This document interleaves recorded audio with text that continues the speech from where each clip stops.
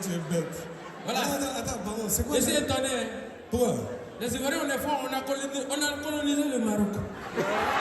Tu sais, Regarde dans la salle, il y a 2 Marocains seulement. tu sais comment on fait pour savoir si le public est ivoirien? Oh, ouais. Tu cries Zoulou. Salam alaikum. C'est bon, vous êtes perdus. Vous êtes Marocains maintenant. Voilà, Ça va? Comment tu trouves le Maroc? Tu es content d'être là? Ouais, je trouve bien le Maroc.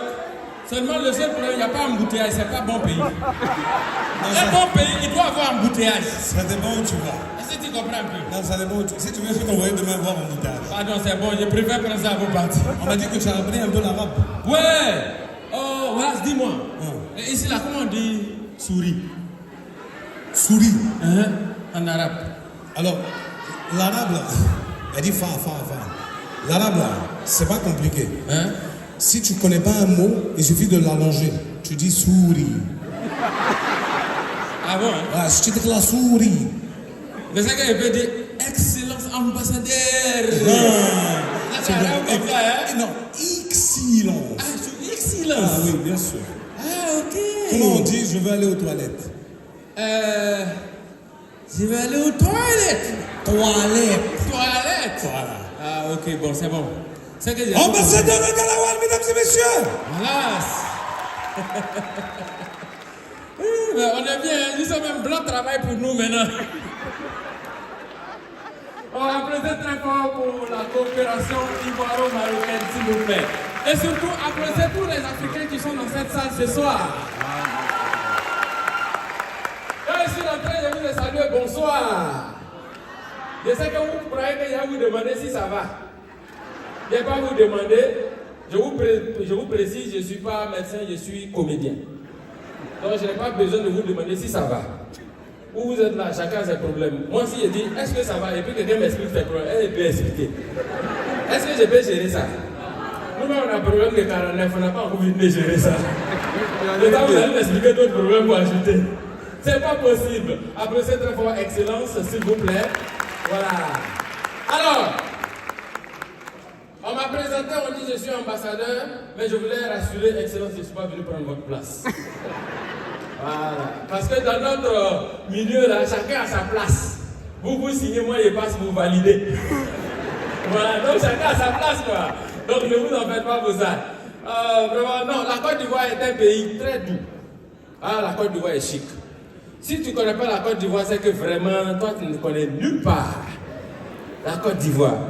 Voilà des gens, ils ne prennent jamais rien au sérieux. Ils prennent rien au sérieux. Tu es dans un bus. Quand tu dis chauffeur, il descend. J'entends quelqu'un qui crie chauffeur, c'est allumé. Ça, c'est quel pays ça? Si tu veux bien annoncer la mort de ton papa sur Facebook, non, on te dit ça là. C'est amusement, n'écoutez pas. Même dans l'affaire de 49 là, ça c'est juste pour rire. 49 là. Tellement on ne prend rien au sérieux. Il faut qu'on change, nous les Ivoiriens. C'est trop sérieux le problème. Mais nous là, on s'en fout. Mais je vous assure, moi j'étais là avant hier quand tu m'appelles. Alors, il dit oui. Il dit, ah mon frère, il dit oui, il dit vraiment, je voulais te dire quelque chose.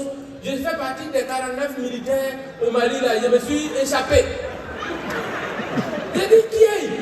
Il dit mon frère, on est entre nous Ivoiriens, on n'a qu'à se soutenir. Envoie-moi 50 000, j'ai payé mon transport pour rentrer à Abidjan. Je lui ai dit, mais tu fais partie des 49, tu t'es échappé, mais où tu as eu le téléphone? Il dit, mon frère, j'ai volé ça. J'ai dit, ah! On n'a pas encore fini de réfléchir sur l'affaire de tes mercenaires ou pas, tu t'as envolé pour ajouter. Ça, c'est pas pour ajouter à ton délit encore. Bon, vraiment, je lui ai dit, bon, je vais dire à Municipal, ils vont gérer ça. J'espère qu'à travers ce message, le problème va se régler. C'était juste mon coup de cœur. Merci beaucoup et la paix en Afrique. Alors, je vois beaucoup de femmes dans la salle, ça va, non? Les garçons, ça va? Ce que je voulais vous dire, les garçons, si vous rentrez tard la nuit et que votre femme se plaint, c'est pour votre bien. C'est parce qu'il n'y a pas de sécurité. Rentrez le lendemain matin. C'est mieux. Parce que c'est pour votre sécurité qu'elle se plaint. Voilà les malhonnêtes là. Ceux qui te couchent chaque soir là, c'est eux qui crient comme ça là. Oh, vraiment les femmes, c'est qu'il y a voulais vous dire, c'est que nous les garçons, on est solidaires. Quel que soit ce qui va se passer, il ne faut jamais appeler le camarade de ton mari pour savoir si ce que ton mari a dit c'est faux. C'est pas possible. Nous-mêmes là, on est tellement solidaires entre nous. Et solidaires dans le mensonge. Parce que quand tu prends le mot homme, quand tu définis, tu vas comprendre pourquoi nous-mêmes on ne peut jamais arrêter de mentir. Parce que le mot homme, H, ça veut dire héros. Et le O, officiel, M, marmaille, M, mensonge, E, éternel. Donc ça veut dire quoi? Homme, ça veut dire héros officiel de la marmaille et du mensonge éternel. On ne peut jamais changer. Vous ne pouvez pas. Et les femmes, on ne peut pas courir ensemble dans le mensonge. Vous êtes fortes, mais nous, on est doués. Vous ne pouvez pas nous rattraper. Moi, la dernière fois, il y a le mari de ma tante qui a dormi dehors. Quand il est rentré le matin, c'était un scandale à la maison. Tu as dormi où? Pourquoi tu n'es pas rentré? Il dit, j'ai dormi chez un de mes amis. Elle dit, lequel? Il dit, chez un de mes amis. Elle dit, lequel? Bon, comme elle connaît ses amis, elle connaît 20. Elle a pris son téléphone. Elle appelle le premier. Allô? Mon mari a dormi chez vous. Elle a appelé 16. Tous les 16 ont confirmé que le gars a dormi chez vous. Il restait 4. Elle a appelé les 4. Les 4 même ont dit actuellement il est en train de dormir, il est couché ici. Les femmes, laissez ça, mensonge là, ça c'est tout ça. Oh vraiment. Non, laissez tomber. Franchement, je suis content parce qu'on se retrouve après Corona et puis bon, on peut même s'asseoir et rigoler ensemble. Sinon vraiment, pour dire que Corona c'était mauvais, mais quand même il y a quelques côtés qui nous manquent quand même. Hein. Surtout cache-nez là. Tu as ton cache-nez, tu te promènes dans la rue, ton propriétaire de maison te voit, il ne te reconnaît pas. Voilà l'avantage de cache-nez là qui est là. Et tu dois à quelqu'un même, tu te promènes, quand tu le croises là, lui il te regarde jusqu'à il ne sait pas si c'est toi. Moi-même, ma propre femme, j'étais en train de me promener avec ma maîtresse. Et puis on se croise. Elle me regarde comme ça. Elle regarde la fille. Tu sais quand quelque chose est pour toi, quand tu regardes, tu sens que c'est pour toi. Elle me regarde jusqu'à... Et puis elle vient vers nous. Et puis elle dit... Quel beau couple. Et elle dit, tu sais pas que c'est dans ton dos, ça va taper comme ça. Non. Mais Corona, le côté qui me plaisait le plus, c'est qu'on avait des expressions quand même qu'on ne connaissait pas. Mais on s'est adapté. Avec ça, on faisait notre quotidien, tout et tout. Et tu es là comme ça, et puis quelqu'un te voit passer, il te parle, il te dit lavage des mains. Ou bien il peut te parler de hydroalcoolique. Donc du coup, nous, on a commencé à draguer les filles avec. Une fois, moi, j'ai croisé une fille dans la rue. Quand je l'ai regardée venir, je lui ai dit, waouh, quelle beauté désinfectante. Elle a commencé à sourire. J'ai dit, mademoiselle, ton regard thérapeutique me plonge dans un couvre-feu sentimental. Et la température modérée et favorable qui s'affiche à l'écran de ton thermomètre pathologique me rassure et me pousse à casser les mesures barrières de mon corps pour m'engager émotionnellement romantique avec toi. Elle a commencé à sourire. Je lui ai dit, mademoiselle, quand je te regarde, sache que les battements de mon cœur augmentent rapidement comme les cas de Corona chaque soir au journal de 20h. Le gouvernement dit de respecter les mesures barrières, mais sache que tu es le cache-nez de ma vie. Sans toi dans ma vie, je me sens en confinement. Si un jour tu apprends à moi, je ne suis pas mort de Corona, mais je suis mort d'excès d'amour pour toi quand j'ai été détecté positif au charme de ta beauté. Elle m'a regardé comme ça. Elle dit, bon, là, elle m'a dit quoi? C'est en ce moment que tu vois les filles, elle dessine à terre, mon frère. C'est déjà cuit. Elle me regarde, elle dit, bon, ok. Mon docteur Raoul, alors tu as me fait tes 2 doses de vaccin, ça va finir. Ça là, chaque jour je l'appelle, bébé, il y a une nouvelle dose, il y a un nouveau médicament qui est sorti, viens aller faire le vaccin. On fait le vaccin seulement. Oh, vraiment, je suis très content de vous voir comme ça, parce que tel que vous êtes disposé, vous ne voyez pas, c'est comme l'intérieur d'un avion. Oui, il y a les VIP devant. Et puis, derrière. C'est comme ça. Voilà, vous les autres, là, vous êtes derrière, nous on est devant. Et souvent, quand tu montes dans les avions, je ne sais pas pourquoi les gens ont constitué les avions comme ça. Quand tu rentres dans un avion, tu passes toujours en business avant d'aller en éco. Pourquoi on ne fait pas derrière nous, on va aller directement en éco? Parce que quand tu montes dans l'avion, que tu dois passer en business, quand tu vois tout le confort qui est en business, et que toi tu dois laisser ça pour aller en éco, ton cœur là, ça fait comme ça. Et souvent, tu vois les boss, ils sont assis en business là. Leur siège là. Divan de 4 places. Et puis toi, tu t'assois assis tabouret derrière là-bas. Tu es coincé comme on dirait un prisonnier américain. Et quand tu passes, tu le vois, tu le salues. Tu dis, tu souris toujours. Bonjour boss. Et puis lui aussi sourit. Mon frère, c'est un piège. Parce qu'il y a une différence, il y a quand même un paradoxe entre le sourire et puis ce qui se passe dans ton cœur. Tu le souris en le saluant, tu lui souris. Mais en même temps, dans ton cœur, tu dis, regarde mon maudit là, ça il a volé l'argent. Bon, c'est ce que nous on s'est dit, on est tellement aigris. Et puis tu passes. Ce qui va faire mal quand tu t'assois en écho. Faut voir, lui il est en business. Il est seul, il y a 4 hôtesses de l'air sur lui. Toi, vous êtes près de 800 personnes là-bas avec une seule hôtesse de l'air, vous vous débrouillez, elle est toujours nerveuse. Quand elle passe comme ça, là même, sa mine est serrée. Elle marche comme ça, et puis quand tu dis mademoiselle, elle dit hey, pardon, faut pas m'énerver, tu n'es pas le seul, hein. Tu as compris? Il y a des gens qui m'appellent, c'est partout des rôles. La partie même qui peut me tuer, c'est où on doit servir manger là. Où on doit servir manger, tout le monde a vécu ça. Au moment où on doit servir manger là, c'est là que tu vois les 2 hôtesses de l'air de la classe business là. Elles viennent et puis elles tirent rideau là. Bah! Oh, nous on est en école là, nous notre passe-temps c'est de regarder ce que les boss font en business là-bas.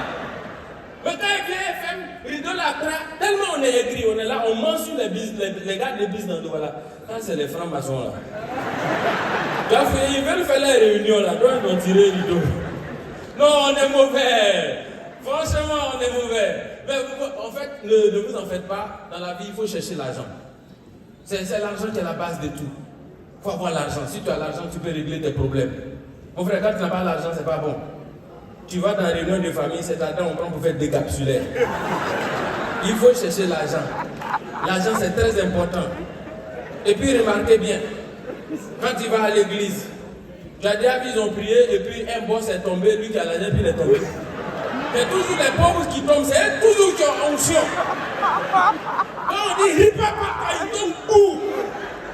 Là, mon frère, c'est un problème de scolarité qui l'a fait tomber. Il y a facture de courant derrière qui arrive.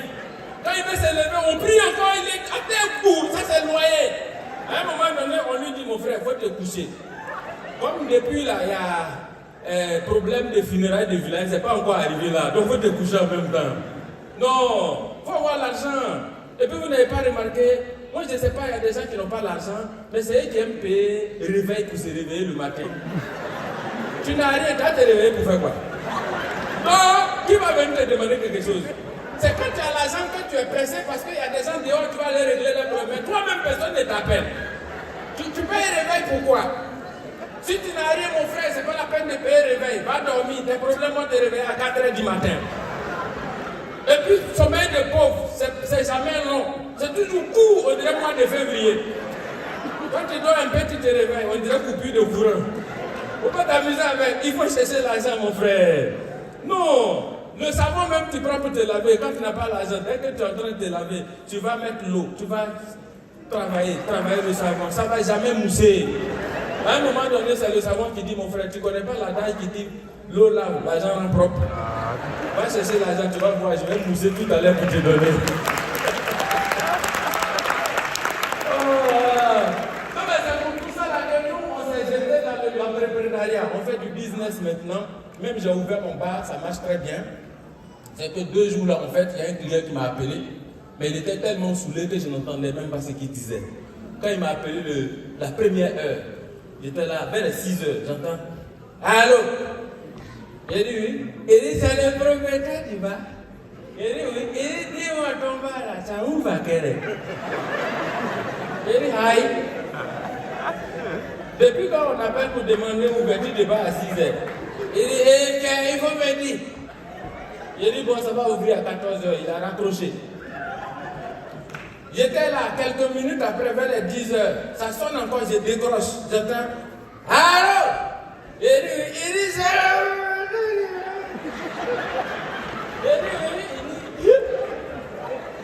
Il dit ton bar là, ça ouvre à quelle heure?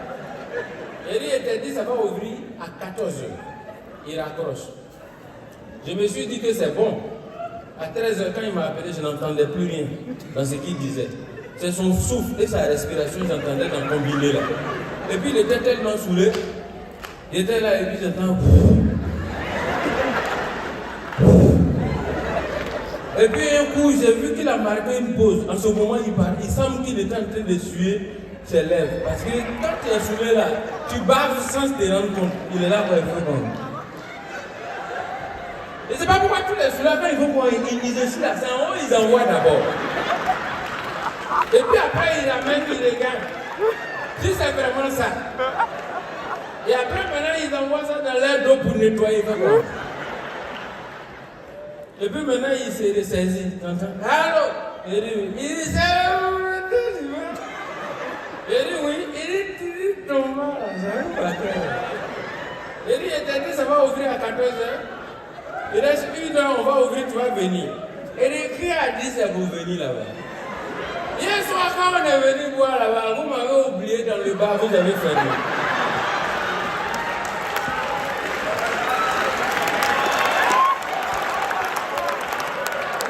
Il va venir ouvrir moi et partir à la maison.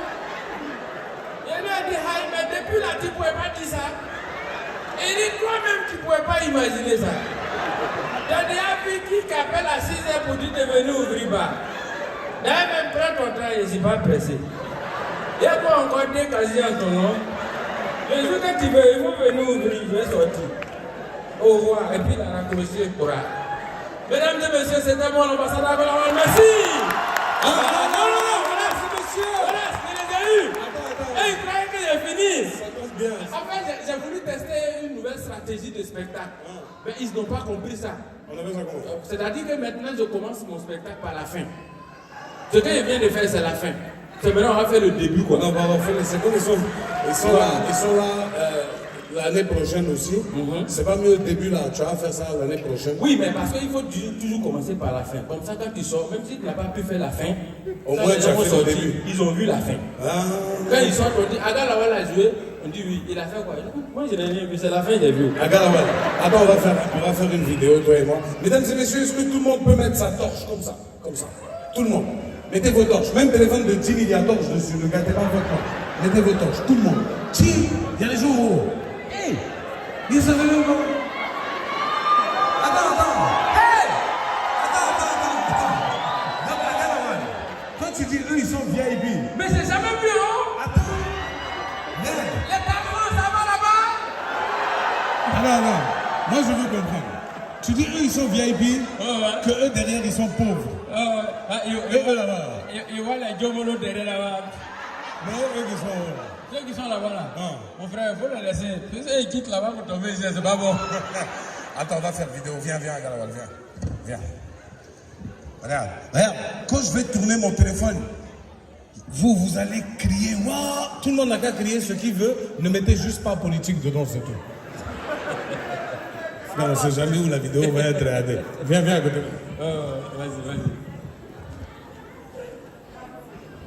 Mesdames et messieurs. Ouais! Attends, on va crier. Non, vous, attends. On va la refaire.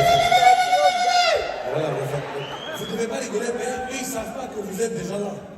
Ça va bien. Est-ce que tu as répété avec les sabots et ça? Mais c'est la répétition de la fin. Mesdames et messieurs. Ouais! Aujourd'hui, c'était à Rabat. Oui, c'est les Arabes. Non, les Marocains ne sont pas des Arabes. Ils sont pas baoulés. Les Marocains sont des Sémites. Ah, d'accord, ok. Mesdames et messieurs, on était à Rabat, le public de Rabat, c'était la Côte d'Ivoire. Rabat, c'était ça! Merci à vous! Viens. On va présenter ensemble la prochaine personne qui arrive. Toi, tu présentes en français, viens. Et puis moi, il traduit en arabe. C'est lui là. Donc toi, tu dis la première phrase, moi je traduis pour ceux qui ne comprennent pas français. Mais quand vous avez écrit en arabe, moi, il fait quoi vous lire? Vous allez de gauche à droite. Voilà. Tu dis, mesdames et messieurs, et tu me laisses traduire. Ok, d'accord. Chercher l'argent, c'est pas facile. Mesdames et messieurs, Saïdati ou Saïdati? voilà, on va pas insulter quelqu'un ici. Toujours, c'est... Ouais,